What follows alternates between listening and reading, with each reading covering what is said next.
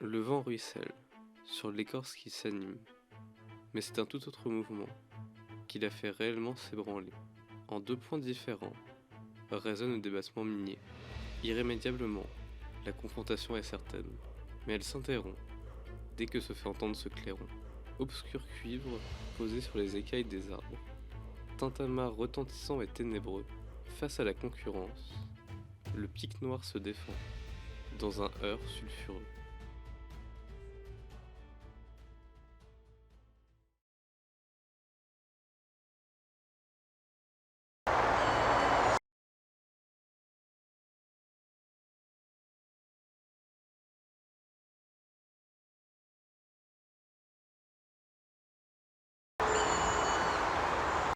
Le pic noir est insectivore, se nourrissant de larves d'insectes dans l'écorce des arbres et également de fourmis.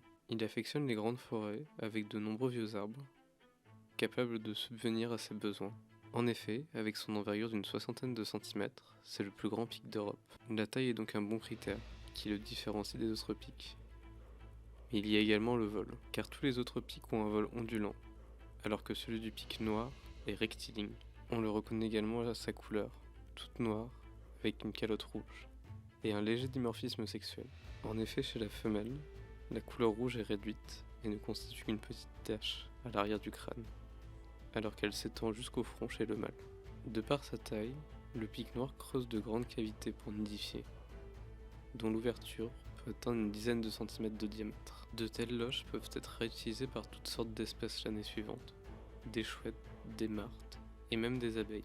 Et chez le pic noir, le tambourinage aussi est de mesurer. C'est le plus long de tous les pics, jusqu'à 3 secondes, avec une cadence de 20 coups par seconde. Mais parmi ses facultés marquantes, on trouve bien sûr son cri distinctif. Je vous invite donc à redécouvrir ce cri criard et tonitruant qui rend le pic noir inconfondable.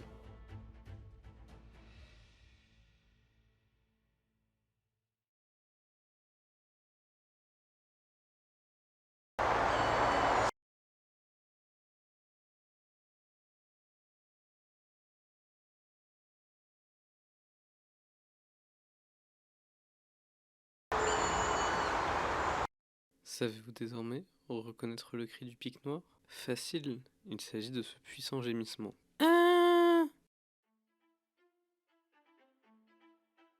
Les rixes anthropiques, comme celles que nous venons de voir, sont rarissimes, chaque espèce étant généralement assignée à un segment bien particulier du tronc, dépendant de ses préférences. Et comme ici, chacun repart bien vite de son côté. Cela nous montre que rien n'est impossible.